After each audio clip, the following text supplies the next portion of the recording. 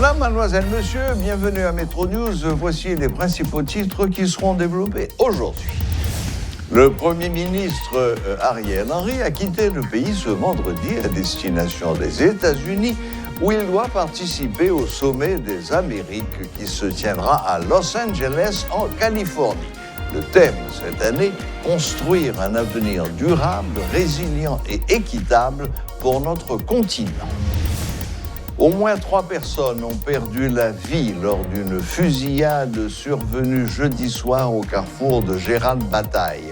Plusieurs blessés ont été également recensés lors de ce drame.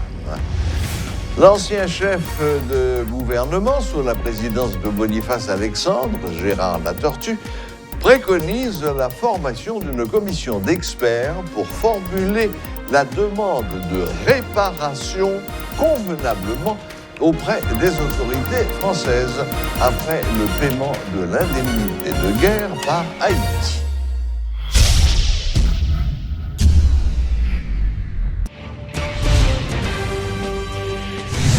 Le Premier ministre Ariel Henry, lors d'un point de presse ce vendredi 3 juin, avant son départ pour participer au 9e sommet des Amériques, à l'aéroport Toussaint-Louverture de Port-au-Prince, a fait le point autour de sa participation à ce sommet qui se tiendra à Los Angeles, autour du thème « Construire un avenir durable, résilient et équitable pour notre continent ».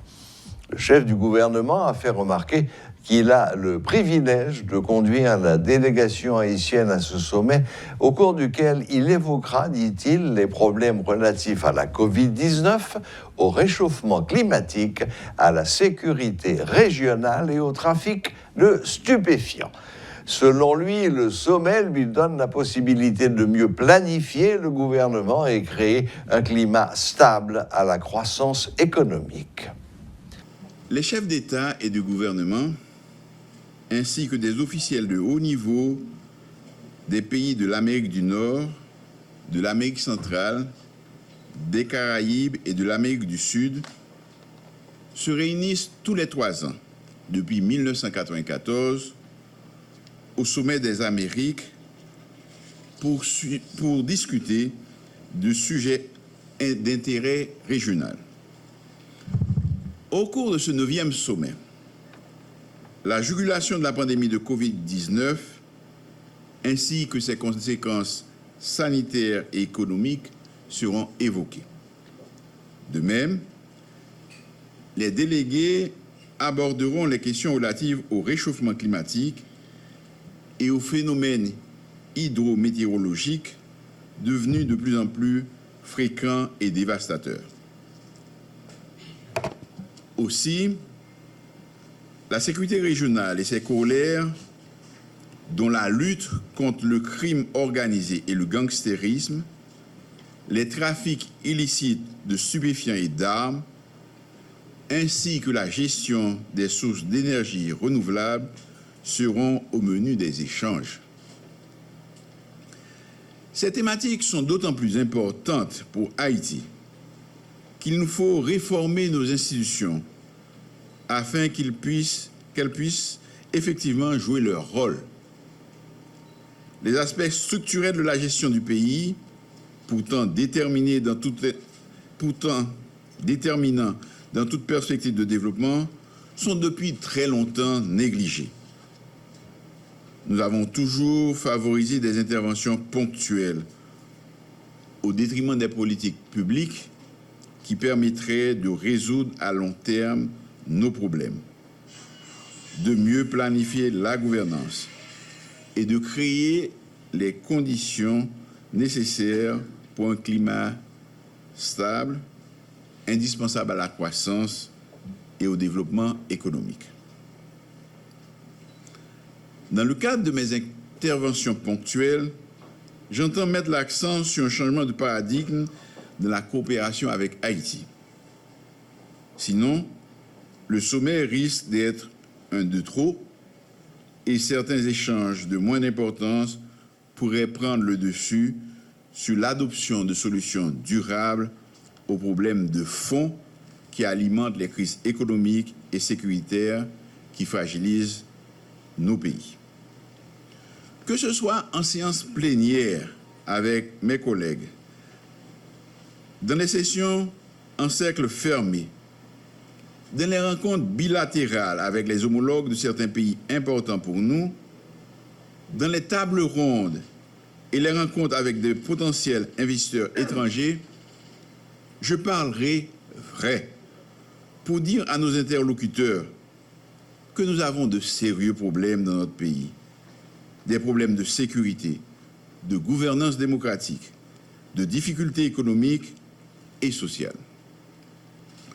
Notre priorité aujourd'hui est la lutte contre l'insécurité et la violence animée par les gangs, les kidnappings et la corruption. Nous sommes en train de traiter avec les principaux partenaires en vue d'avoir les voies et moyens afin d'équiper nos forces de police pour faire face aux gangs qui, par des mécanismes illégaux, s'approvisionnent en armement de plus en plus dangereux.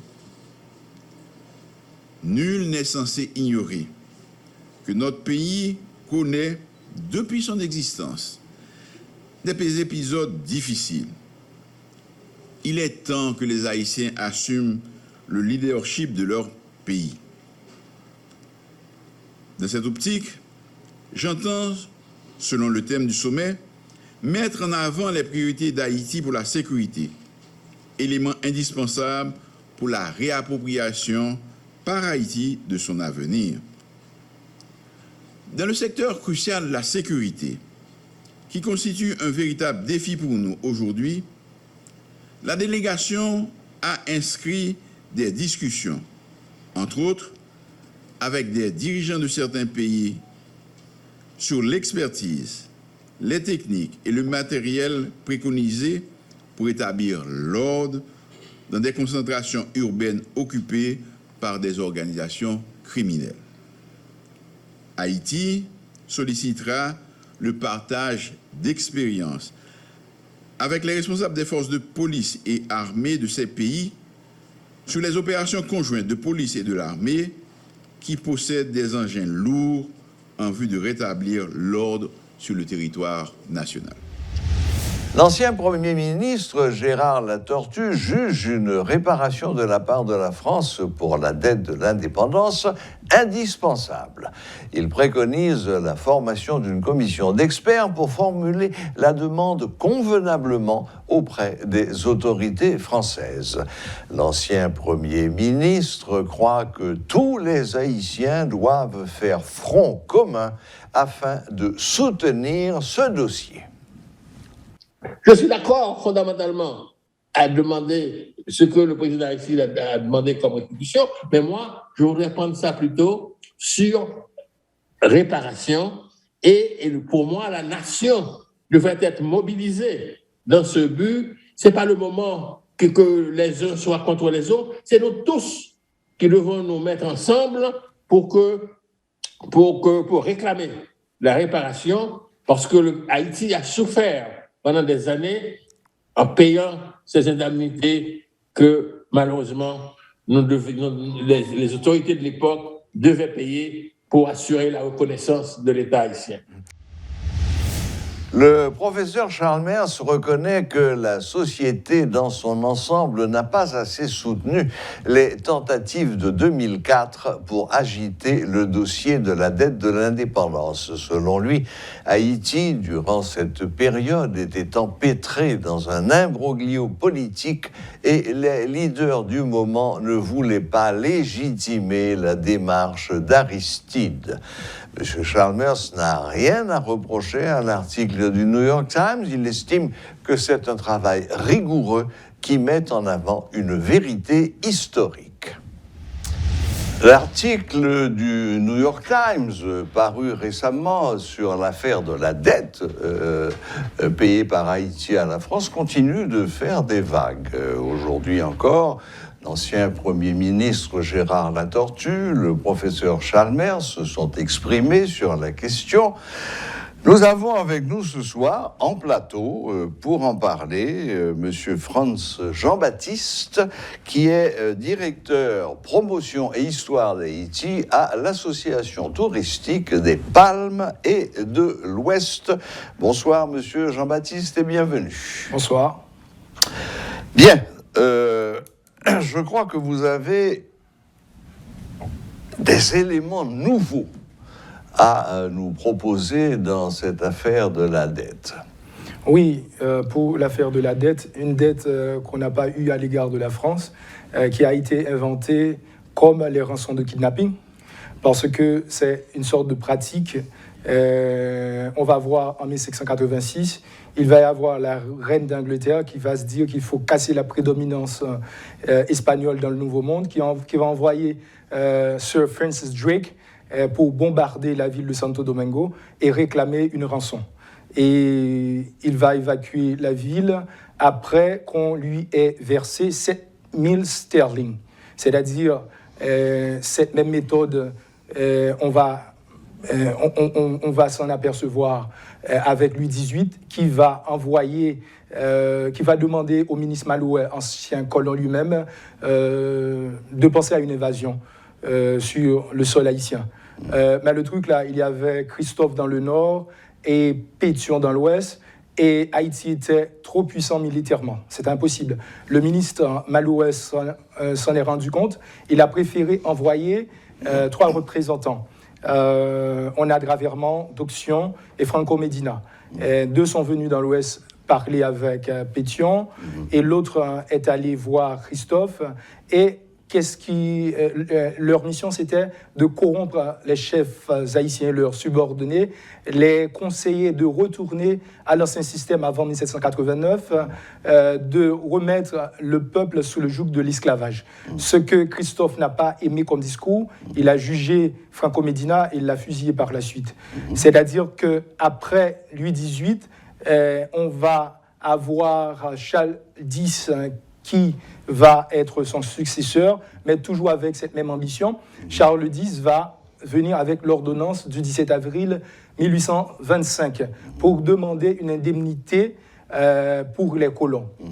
Oui, mais c'était quand même à la demande du président haïtien. Il ne faut pas oublier de le dire. Oui, ça aussi, tout le monde le sait, et pas besoin de répéter ce que tout le monde sait déjà. Parce que là, moi, je suis dans l'histoire. Et là, avec l'ordonnance de 1825, avec Charles X, cette rançon de 150 millions de francs, comme... de francs or, même. Ouais, c'est-à-dire comme les rançons de kidnapping. Après, ce qui va se passer... Attendez. Ça fait la deuxième fois que vous comparez cette page sombre de l'histoire d'Haïti à du kidnapping. Évidemment. Je vois pas très bien le rapport. Le truc, c'est que le rapport, c'est que l'avenir du peuple haïtien a été endommagé par cette rançon-là. C'est comme le kidnapping quand vous êtes décapitalisé sans que vous ayez eu une dette envers quiconque. Eh bien, on n'avait pas de dette envers la France. Et là, avec Louis-Philippe, qui va succéder Charles X, qui est venu avec cette ordonnance, et avec l'ordonnance, il a demandé au baron de Mâcon, par la force, à la tête d'une escadre, de faire respecter l'acte, mais après, on va avoir Louis-Philippe. Louis-Philippe va signer l'acte 13 ans après, le 9 juin 1838. Et là, on va avoir des représentants haïtiens. Et du nombre de ces représentants, on va avoir 2 représentants haïtiens. Malheureusement, ça va être d'une certaine laideur, parce qu'on va avoir un certain historien qui va être mêlé à cet acte plat, à cet acte répugnant, qui répond au nom de Beaumont-Ardouin. Beaumont-Ardouin et Ségui Villevalex, eux deux, vont participer à cet acte ignoble. Et cet acte ignoble, le peuple haïtien ne va pas pardonner cet acte à Boyer, parce qu'il va être injurié par le peuple haïtien. Il va même y avoir cette prise d'armes parmi les officiers de la garde présidentielle, menée par le général Caillé-Larivière et le capitaine Jean-Louis Bellegarde.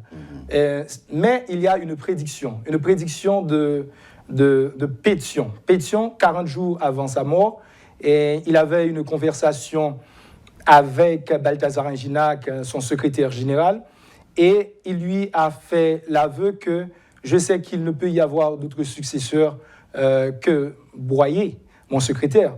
Mais le truc, c'est que je sais qu'il va faire le malheur du pays. Et c'est ce qui s'est passé avec la signature de cet acte. Parce qu'avec la signature de cet acte, le pays, nous allons travailler encore comme des esclaves. Parce que la paysannerie va payer le coût fort. C'est la raison pour laquelle que jusqu'à maintenant, les paysans sont si pauvres et que dans les villes de province, nous n'avons pas de bons hôpitaux, de bonnes écoles. C'est parce que les gens ont été appauvris, pas parce qu'ils sont pauvres, mais parce qu'ils ont été appauvris. Parce que le truc, c'est que seulement pour l'année de 1840, il y a eu 46 millions de livres de café et 442 365 livres de cacao exportés et 39 millions et plusieurs milliers de bois de teinture, de construction. Ça a favorisé la déforestation. Et voilà ce qu'a apporté cet acte. Mmh. Oui. Mais en fait, la thèse du New York Times, c'était de dire clairement, si Haïti est dans l'état dans lequel il se trouve aujourd'hui, c'est principalement, pour ne pas dire exclusivement, la faute de cette double dette. Vous partagez cette opinion ? Non, pas du tout, parce que le travail du New York Times a été un travail non méticuleux, un travail de premier degré, un travail inefficace, un travail qui ne fait pas honneur à ce grand journal. When we talk about the New York Times. Mais le truc, c'est que avec Salomon, nous avons achevé de payer la dette. Ça s'est arrêté là. On a terminé avec la dette, avec Salomon. Et Salomon, non seulement il a achevé de payer la dette, et en plus, il a fondé la Banque nationale d'Haïti. Mais le truc, c'est qu'avec Antoine Simon, étant donné qu'on a dépensé tout ce qu'on avait comme ressources, et tout ce qu'on avait comme finances pour payer la dette, et avec Antoine Simon, on a dû contracter une dette à l'extérieur de 65 millions de francs confiée à la Banque de l'Union parisienne. Et oui, par la suite, on va concéder la Banque nationale d'Haïti à la Banque de l'Union parisienne. Mais le truc... C'est ce qu'on appelle la double dette. Évidemment. Mais ce qui n'est pas dit, c'est que quand on a décidé, Antoine Simon a eu la mauvaise idée de concéder la Banque nationale à la Banque de l'Union parisienne, le gouvernement américain a demandé à son ministre en Haïti, Mr. Furniss, F-U-R-N-I-S, F-U-R-N-I-2-S, de contester cette décision-là parce que les États-Unis pensaient que c'était une mauvaise décision pour le peuple haïtien. Mais le truc, c'est que dès qu'il y a eu des banquiers américains qui ont eu leur participation, qui sont devenus concessionnaires, et il a gardé le silence sous la demande du département d'État. Parce qu'avec Speyer & Company, Rogarten & Company, les États-Unis, on va avoir le groupe financier français qui vont avoir 75%, et les Américains 20%, et les Allemands 5%. Parce qu'avant, on avait confié ça à la Banque de l'Union parisienne et la Berliner Handelsgesellschaft de Berlin. C'est-à-dire que les États-Unis ont participé par la suite à ce pillage. Parce que non seulement nous allons avoir cette action, les 20% des États-Unis, parce que quand on dispose de la Banque nationale d'un pays, c'est-à-dire que le pays devient esclave économiquement. C'est-à-dire que le pays perd encore une fois sa souveraineté. Parce que la première des souverainetés, c'est la souveraineté économique. Et le truc, c'est qu'on va avoir l'occupation américaine en 1915. Mais avec l'occupation américaine, dès 1914, les États-Unis demandent d'avoir les douanes à Daville-Mar-Théodore, le Mall Saint-Nicolas et la Banque nationale. Mais avec l'occupation américaine, on va avoir le conseil financier qui va avoir mainmise sur toute la finance d'Haïti. Et on va avoir des pillages systématiques. Par exemple, les $500 000 de la Banque nationale que la canonnière Mathias, ils vont venir. Parce qu'avec la dette, on a mis de côté 10 millions de francs or. Et ces 10 millions de francs or, c'était pour la réforme monétaire. Mais la canonnière Mathias, en décembre 1914, ils arrivent, et la canonnière arrive. Et là, ce que fait les Marines, ils s'accaparent de ces 10 millions de francs or qu'on avait pour la réforme monétaire. Et là, on avait une dette envers ces créanciers français de 5%, intérêt de 5% l'an. Et à partir du moment où cette réserve d'or a été prise, on a augmenté l'intérêt de 2,5%. C'est-à-dire qu'on n'a plus ce qu'on avait prêté, mais on continue à payer les intérêts.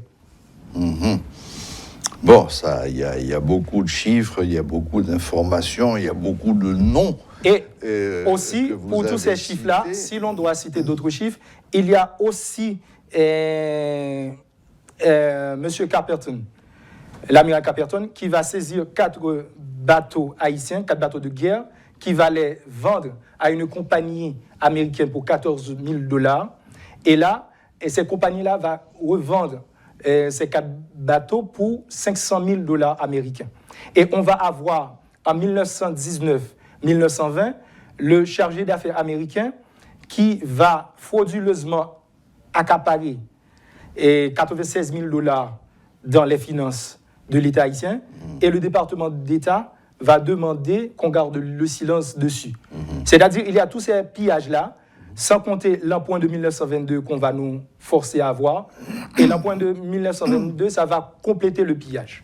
En vous écoutant, monsieur Jean-Baptiste, j'ai l'impression qu'il y a eu un glissement qui s'est fait de votre côté, des Français voyous vers les Américains voyous, mais en nous mettant totalement de parler de la part de corruption qui existe depuis l'origine du pays, finalement, de la part des hauts fonctionnaires, de ceux qui détiennent les rênes de l'État.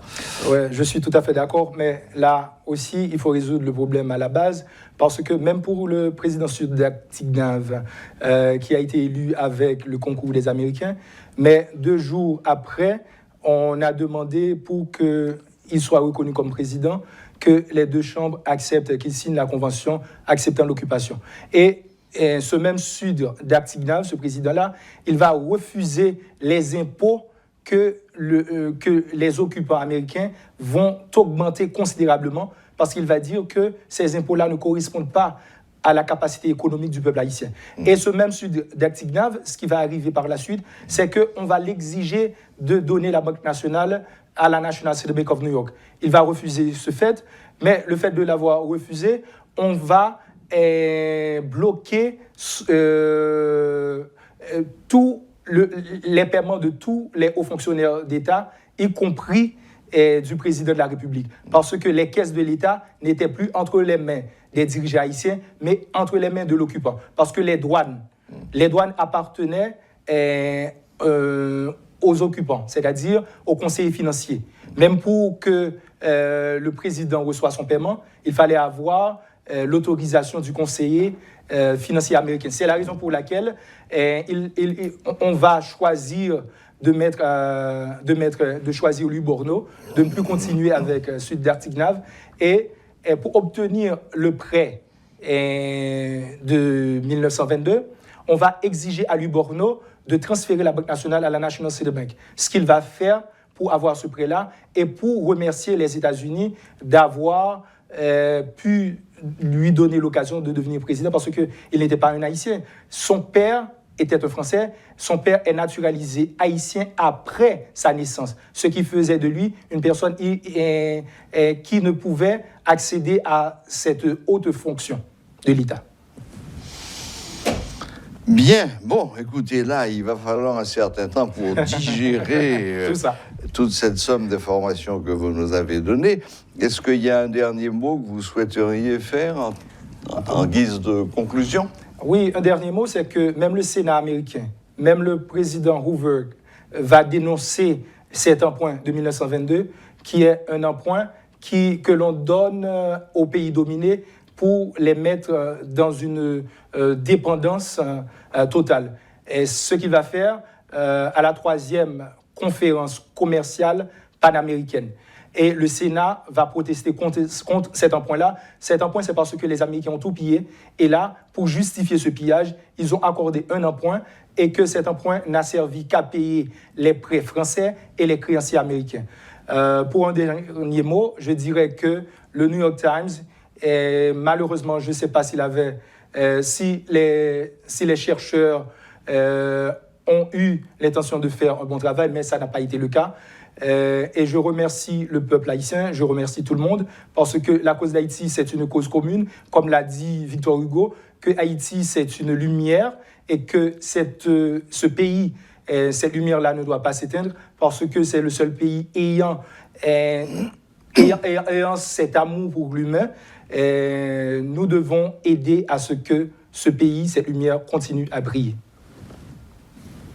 Que le ciel vous entende, monsieur Jean-Baptiste. Merci beaucoup d'être venu jusqu'à nous aujourd'hui, nous faire ce survol rapide de l'histoire d'Haïti avec tout plein de noms, de chiffres, de dates, un petit peu difficile à digérer, à assimiler. Mais bon, enfin, on voit où vous voulez en venir. Merci encore et bonne fin de journée. Ça a été un plaisir. Merci grandement.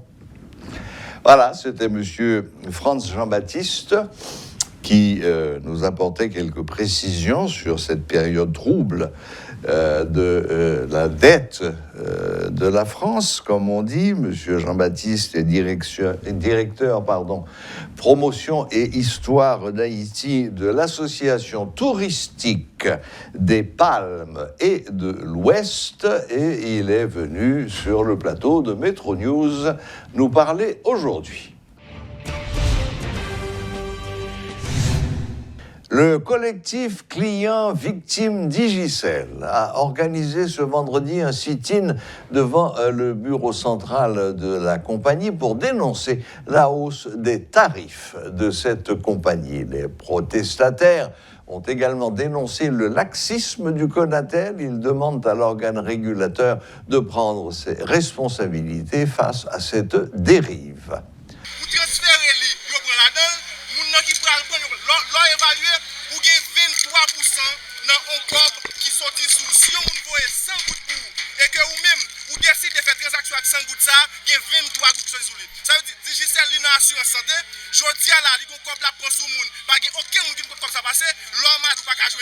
Digicel dans transfert, yo voye quoi pour li baoul à 105 gouttes d'eau, pourtant li 125 gouttes. Sous chaque dollar, Digicel fait 20 gouttes. Digicel dans communication, Digicel dans politique, Digicel dans hôtel, Digicel dans immobilier.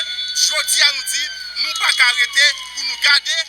Ça, ensemble de monde pas comme responsabilité, sous base pas un millier de monde qui prend responsabilité, ça avec un monde pas prendre. Moi-même, me condamné pour me prendre responsabilité qui c'est responsabilité pam, chaque monde apprend pas yo. Jodi a nous venons écrire sous mur Digicel, sous espace pour nous dire, nous pas qu'à continuer, quitter yo, piser nous, leur faire un plan internet après minuit, li expirer. Comme on comprend nous besoin 48 gouttes pour besoin de 2 gigabytes. Dans le monde pas ça comme service internet. Et que même service internet ça, l'elle fini ou pas même faire rien avec parce que le réseau n'est pas bon, ou obligé de répondre encore. Donc sous base ça même moi crois que faut que nous prenions responsabilité nous pour nous bataille contre ensemble multinational qui met en otage. Et moun ça aujourd'hui nous dit yo tellement qui entente avec l'État, ça veut dire que c'est citoyens qui pour défendre tête yo. C'est citoyens qui Lancement ce 3 juin de la Fondation Valentin par amour et par devoir.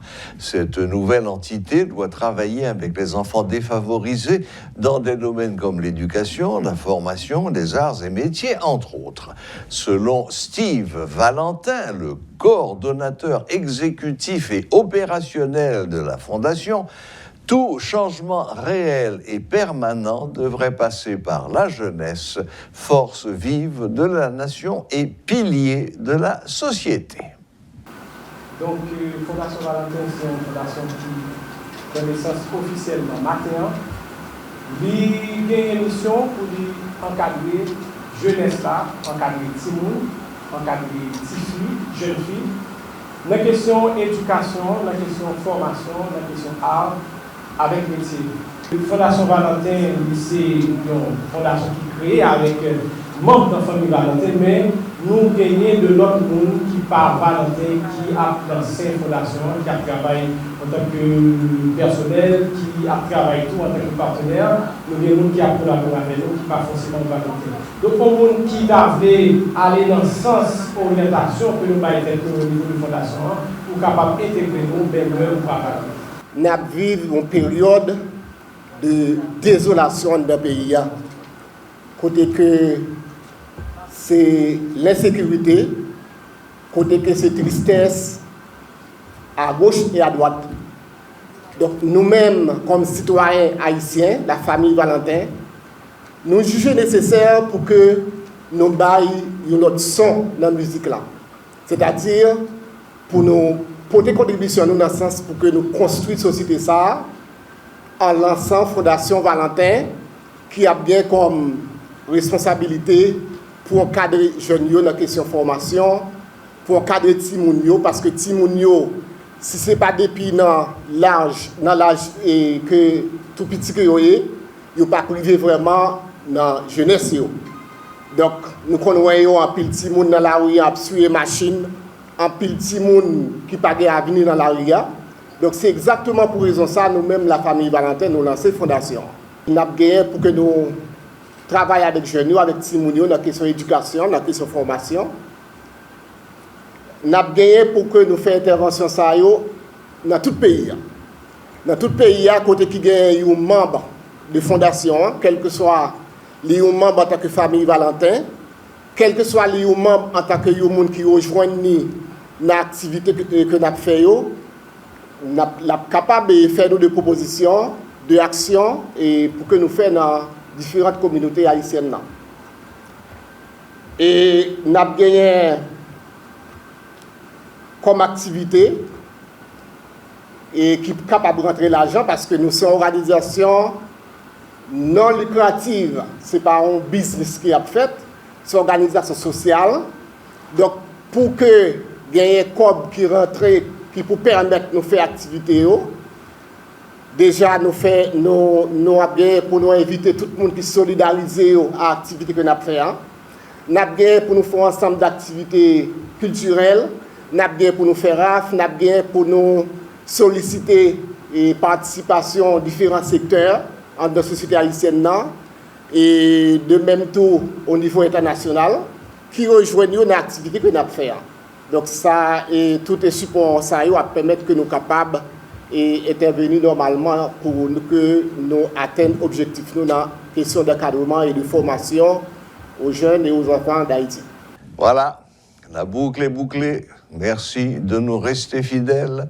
Très bon week-end à toutes et à tous et à la prochaine, même heure, même chaîne.